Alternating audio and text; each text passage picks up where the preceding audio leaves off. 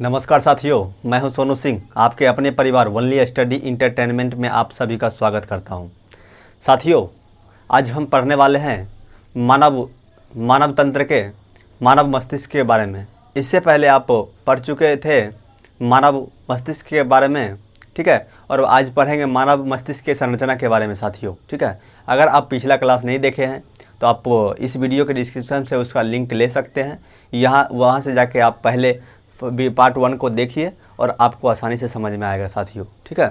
तो सबसे पहले आपको ये बता दूं, अगर आप इस चैनल पे न्यू हैं तो सबसे पहले चैनल को सब्सक्राइब कर लीजिए और साथ में बेल आइकन को जरूर प्रेस कीजिए ताकि मैं जब भी नेक्स्ट वीडियो अपलोड करूं तो सबसे पहले आप तक पहुंचे साथियों। तो अगर यह वीडियो आपको अच्छा लगेगा तो एक लाइक करके। मस्तिष्क की संरचना के बारे में अगर बात करेंगे तो साथियों, मानव के मस्तिष्क को 3 भागों में डिवाइड किया गया है, 3 पार्टों में अलग किया गया है। पहला पार्ट आपको ये एक पार्ट हो गया अग्र मस्तिष्क साथियों, जिसको हम लोग बोलते हैं इंग्लिश वाले फोर ब्रेन, ठीक है। यानी इंग्लिश वाले के लिए फोर ब्रेन, ठीक है। और उसके बाद दूसरा क्या होता है मध्य मस्तिष्क, ठीक है साथियों। तो मध्य मस्तिष्क को ही बोलते हैं मिड ब्रेन, ठीक है साथियों, मिड ब्रेन। उसके बाद तीसरा क्या होता है हम लोग का पश्च मस्तिष्क, ठीक ना। पश्च मस्तिष्क जो कि पीछे वाला भाग होता है, हम लोग के मानव शरीर के पीछे वाला भाग जो होता है वो पश्च मस्तिष्क होता है, और जिसको हम लोग हिंड ब्रेन कहते हैं, ठीक है, हिंड ब्रेन, या इसको हम लोग बैक ब्रेन भी कहेंगे, ठीक है, बैक ब्रेन, ठीक है, इसको बैक ब्रेन भी कहेंगे, ठीक ना। और हम लोग सबसे पहले हम लोग पढ़ने वाले हैं अग्र मस्तिष्क के बारे में। 1 नंबर में है अग्र मस्तिष्क, ठीक है साथियों। तो हम लोग अग्र मस्तिष्क के बारे में पढ़ने वाले हैं। तो अग्र मस्तिष्क जो होता क्या है साथियों, यह जो है पूरे मस्तिष्क का 2/3 हिस्सा होता है। यानी अगर टोटल हिस्सा 3 भाग है तो 3 भाग में 2 भाग आपका अग्र मस्तिष्क ही होता है साथियों, ठीक है, जिसको फोर ब्रेन कहते हैं।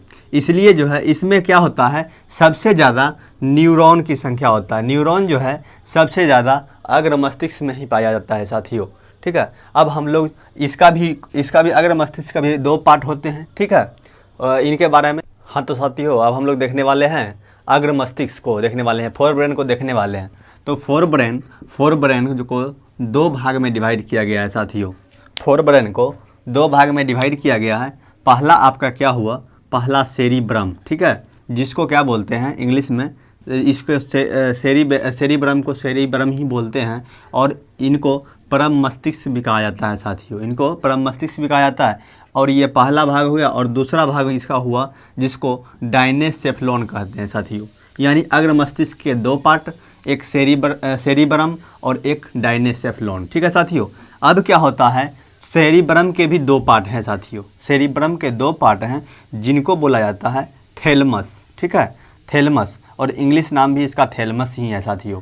और उसके बाद दूसरा, ये पहला हुआ और इसका दूसरा पार्ट हुआ हाइपोथैलेमस, ठीक है साथियों। ये हाइपोथैलेमस, इसको इंग्लिश में भी हाइपोथैलेमस ही कहते हैं, ठीक है। अब देखेंगे इसका दूसरा पार्ट, यानी अग्र मस्तिष्क का दूसरा पार्ट जो है डायनेसेफ्लॉन, इनका भी 2 पार्ट है साथियों। इनका 2 पार्ट कौन कौन सा है, एक पार्ट में आपका हो गया पीयूष ग्रंथि, ठीक है, और एक पार्ट को बोलते हैं पीनियल ग्रंथि, ठीक है साथियों।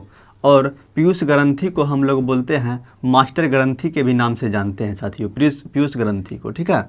और ये जो है आपका पीनियल ग्रंथि को जैविक घड़ी के नाम से जानते हैं, जिसको बायोलॉजिकल क्लॉक कहा जाता है साथियों। यानी बायोलॉजिकल क्लॉक, यानी यहाँ तक समझने में आपको कोई दिक्कत नहीं हुआ होगा। चलिए फिर आगे चलते हैं साथियों।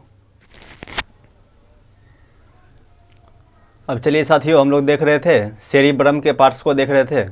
तो सेरिब्रम के पार्ट्स को अगर देखें तो सेरिब्रम को 2 भाग में आपको बताए थे कि डिवाइड किया गया है। एक थैलेमस हो गया और दूसरा क्या हो गया, हाइपोथैलेमस साथियों, ठीक है।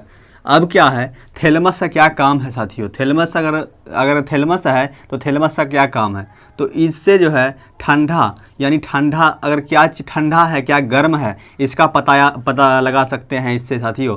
और उसके बाद क्या होता है, दर्द की अनुभूति इसी थैलेमस ग्रंथि से ही होता है, ठीक है। और उसके बाद क्या होता है, अब देखेंगे हाइपोथैलेमस का क्या कार्य है। हाइपोथैलेमस का कार्य है शरीर का तापमान नियंत्रण करना, ठीक है। यानी इससे इसका तापमान नियंत्रण होता है। ये भूख प्यास की जो होता है, सबको भूख प्यास लगता है साथियों, और सबको भूख प्यास लगता है तो ये कहाँ से होता है, हाइपोथैलेमस ग्रंथि से ही होता है, ठीक है। और उसके बाद गुस्सा भी यहीं से, हाइपोथैलेमस से ही होता है, और प्यार भी यहीं से आता है। ठीक है साथियों, और अंदर आपके अंदर जो कोई चीज़ का फीलिंग होता है, ये फीलिंग भी आपका यहीं से हाइपोथैलेमस से ही आता है साथियों। और उसके बाद अगर हम बोलें तो सेरिब्रम को परमानेंट मेमोरी भी कहा जाता है। ठीक है, परमानेंट मेमोरी भी कहा जाता है साथियों। ठीक है, तो इतना चीज़ आपको याद होना चाहिए। ठीक है साथियों, जो कि एग्जामों में पूछा जाता है। चलिए, हाँ तो साथियों हम लोग देख रहे थे अग्र मस्तिष्क को, अब हम लोग देखेंगे मध्य मस्तिष्क को साथियों। ठीक है, मध्य मस्तिष्क को, जिसको हम लोग बोलते हैं क्या, मिड ब्रेन भी कहते हैं। ठीक है, मिड ब्रेन भी कहते हैं। यह जो है मस्तिष्क का दूसरा बड़ा हिस्सा है साथियों। मिड ब्रेन जो है यह मस्तिष्क का दूसरा बड़ा हिस्सा है, जिसको दो भाग में डिवाइड किया गया है मध्य मस्तिष्क को साथियों। ठीक है, एक कार्पोरा कोर्डिजेमिना और दूसरा क्या है, सेरिब्रम पेडल। ठीक है साथियों, ये दो भाग में इनको डिवाइड किया गया है साथियों। ये मध्य मस्तिष्क का कहानी है। और उसके बाद हम लोग बात करें तो एक रह जाता है पश्च मस्तिष्क, जिसको इंग्लिश में बोलते हैं हिंड ब्रेन। ठीक है साथियों, इसको हिंड ब्रेन बोलते हैं। और यह जो है यह सबसे छोटा मस्तिष्क होता है साथियों। हिंड ब्रेन जो है यह मस्तिष्क का सबसे छोटा हिस्सा है। ठीक है, और ये हम लोग हिंड ब्रेन के बारे में अभी बात करते हैं साथियों। अब हम लोग देखेंगे पश्च मस्तिष्क के बारे में। ठीक है साथियों, तो पश्च मस्तिष्क जो है हम लोग को, इसको इंग्लिश में आपको बताए थे कि हिंड ब्रेन बोलते हैं पश्च मस्तिष्क को। ठीक है साथियों, और क्या होता है, पश्च मस्तिष्क का दो भाग होता है। एक भाग को बोलते हैं अनुमस्तिष्क। ठीक है साथियों, एक भाग को बोलते हैं अनुमस्तिष्क, जिसको इंग्लिश में बोला जाता है सेरिबेलम। ठीक है साथियों, इसका इंग्लिश में नाम है सेरिबेलम। और दूसरा क्या होता है, मेडुला। क्या होता है साथियों, मेडुला, जिसको इंग्लिश में बोलते हैं मेडुला ऑब्लांगेटा। ठीक है साथियों, इसको इंग्लिश में बोलते हैं। ठीक है ना।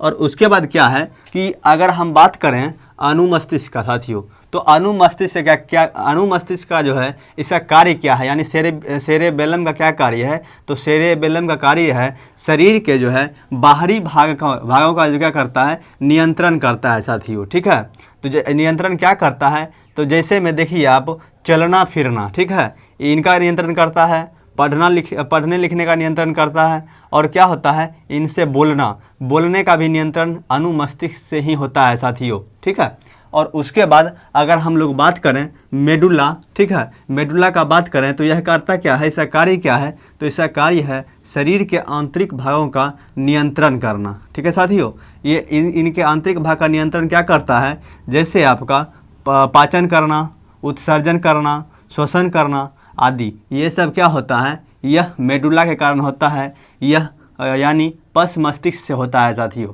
ठीक है, और इसके बाद हम लोग आगे फिर देखने का प्रयास करते हैं साथियों। हम लोग मस्तिष्क के तीनों भाग को पढ़ लिए थे, अब हम लोग पढ़ेंगे थोड़ा सा ईईजी के बारे में साथियों।